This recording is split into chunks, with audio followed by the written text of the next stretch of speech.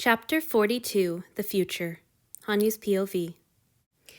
Hanyu's determination to behave better, as Asao suggested, had lasted all of 10 minutes. He would have died of shame had Asao seen the way he dared to scold Antony, though he found himself wishing that Kenta had been present for the reading this time. Even his timid friend would surely be less daunted by Antony if he saw the way the god let Hanyu bicker and banter with him. Chihiro had a few more flashes of clarity as Hanyu read. Sometimes the old man would take Lord Theodora's hand or pat her head or shoulder, making her glow with joy.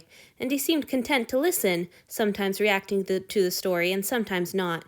Hanyu couldn't imagine what it would be like to live in a mind so clouded and wandering, but he couldn't think too much about it or he'd start crying again.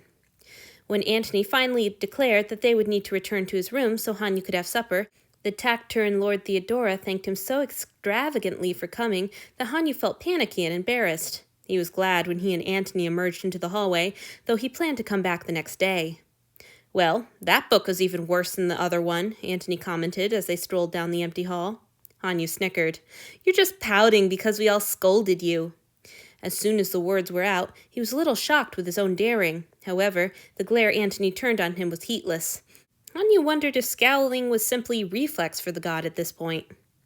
"I certainly wasn't expecting to have the three of you all team up to leap down my throat together. Well, I learned my lesson. You won't hear so much as a breath from me next time." He looked up at Hanyu and raised an eyebrow. "I hope that won't result in you throwing me to the floor and cracking my sternum with chest compressions." It took Hanyu a moment to realize that his master was referring to Hanyu's efforts to save him from drowning in his tub. The memory brought a laugh bubbling helplessly from his lips. He'd been too frightened to laugh at the time. In hindsight, though, Antony's face had been so funny. By the time his giggles subsided, they were back at Antony's door. "No tray," the god observed. "We beat the delivery. They must be running a little late." Hanyu felt an unworthy little jolt of glee at that. Since Zenji was in charge of the kitchen and stupid Perfect Edgy made deliveries, this was a strike against two of his competitors at once. Just as quickly, the glow of superiority passed. Making deliveries would be awful when his time came. He would be working with Edgy every day, and he was sure to drop something every time those cool, beautiful eyes settled on him. "I hope you won't think badly of me if I'm late when I make deliveries," he blurted out. Antony looked up from where he was kneeling to unlace his boots. If Hanyu had been thinking, he would have offered to do that for his master. "When you make deliveries?" the god repeated, sounding surprised. Hanyu sighed dolefully. "Yes, I think I'd be too likely to hurt myself at the wringer at the laundry or burn myself in the kitchens. I think it'll have to be deliveries for me." "You want to make deliveries?" Antony asked. "I don't think they need any more delivery workers right now, but we could ask Edgy." "Oh, I didn't mean now. I just meant next cycle, when you get your new offering." Hanyu looked at his feet, feeling his spirit dampen a little at the thought of his future loss.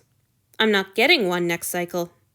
Hanyu's head jerked up and his heart thudded dizzy joy all through him. Had he heard right?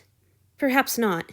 Antony just placed his boots next to the door and crossed to the sofa, flopping down and retrieving his book as if he hadn't said anything of note. "You're not getting another offering?" Hanyu faltered. Antony looked at Hanyu impatiently, as if he were being terribly stupid. "Goodness, no. Where would we put him? Even if you were gone half the day making deliveries, we'd all be tripping over each other in the evenings. Unlike Theo, I don't fancy living in an anthill." "Oh, right, of course." Hanyu was trying to be calm and matter-of-fact like his god, but that was difficult when tears were raining down his cheeks. "Hanyu? Fuck, what did I say now?" Antony demanded. Hanyu loved the particular tone of mingled anxiety and irritation that his master used when he started crying unexpectedly. He might need to learn to shed false tears just to elect it sometimes. "Did you want us to get someone else?" Antony asked now.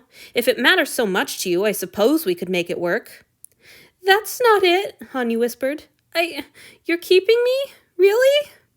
The anxiety faded from Antony's voice, replaced by more irritation. "Oh, that? Of course I'm keeping you." Hanyu opened his mouth. He didn't know what he was going to say, but whatever it was got lost in a sob. "Unless you don't want to be kept?" Now Antony sounded uneasy, and his nervousness was even dearer than his cankerousness. It meant care and concern that Hanyu wasn't owed, but that Antony lavished on him anyway. It pierced Hanyu's heart with a painful tenderness. "I love you." If it's such an awful prospect that you're going to break down in tears, you certainly don't have to stay, Antony rushed to say. Hanyu flung himself down to sit by the god's feet and latched his arms around Antony's legs.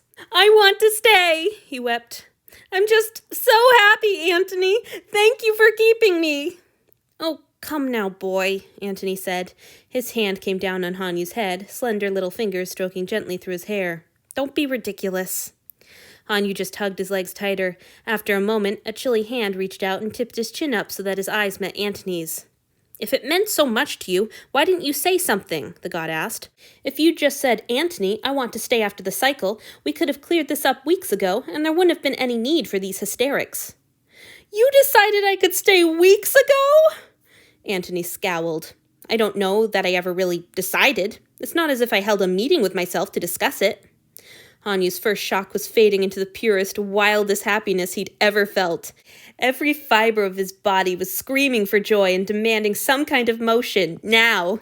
He was too happy for thinking or talking or sitting still. He scrambled to his feet. Hanyu, what's wrong? Antony had stood as well to peer worriedly up at Hanyu's face. Hanyu seized his little god and clutched him close as he whirled around the room in a crazed half-dance, half-hug of exaltation. He barely heard Antony's affronted squawk through his own still tearful giggles of delight. Thank you, thank you, thank you, he chanted. Manic joy filled him until he thought he might burst. He squeezed Antony, stopped himself, remembered that Antony was a god and wouldn't be hurt, and kept squeezing with all his might. Oof, his master complained, though he sounded more startled than hurt. Hanyu went on hugging. He swept Antony along in his disjointed, bouncing dance of joy and went on chattering. After a moment, the god finally relaxed and wrapped his own arms around Hanyu, and that was even better, and Hanyu thought he might die of how perfect it all was until the door swung open.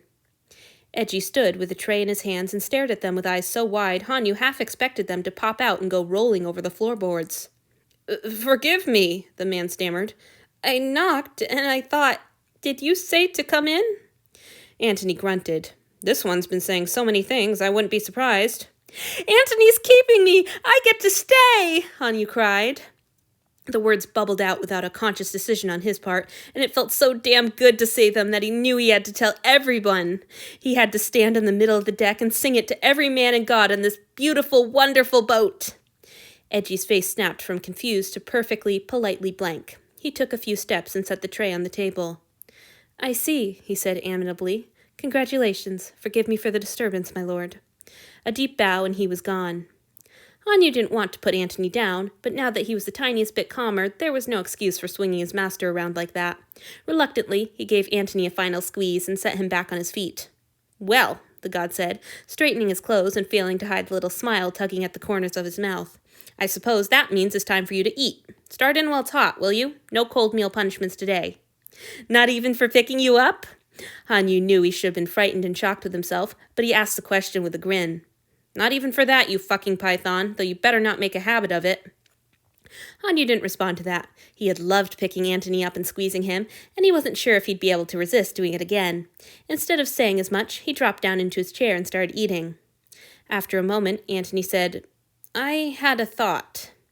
At the careful tone of his voice, Hanyu couldn't help tensing a little. He didn't think his god expected him to like the thought. I think I'll be able to drink from you again if someone is there to stop me if I try to take too much, his master continued. I thought I might ask Theo. Is that acceptable to you, or would you prefer that I get my food elsewhere? No! The question hardly needed considering. Hanyu might miss the intimacies of feedings with only the two of them present, but anything was preferable to Antony drinking from someone else. His god had raised his silver brow at his vehemence, and Hanyu pretended contrition. I'm sorry, my lord, he said as meekly as he could manage, but if I'm to be here always, we really ought to figure out how to make feedings work sooner or later. Always. What an overwhelming concept. Hanyu glanced around the little rooms with new eyes. These weren't some unknowable god's mysterious chambers, as they had been the first night. These weren't Antony's rooms in which he had a temporary place, as they had been since. This was his home now. He would eat here at this table every day and find his first gray hairs in the mirror in Antony's washroom. His dreams would take place here because it was where his mind felt he should be. It would be his, too, in a way.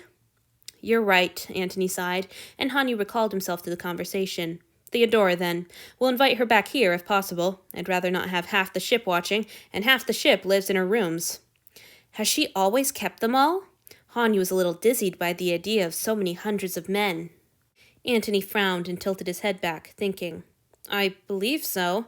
She was fearsomely protective, even when we were children. Once she thought something was hers to defend, that was the end of it."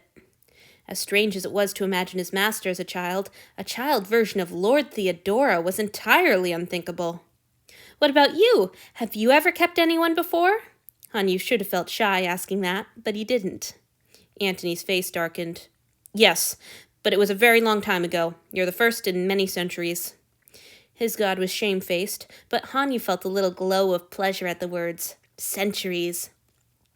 He might not have earned the chance for his master to use him yet, but he had been deemed worthy in other ways, worthier than hundreds of others, worthier than stupid, beautiful, oh no, edgy.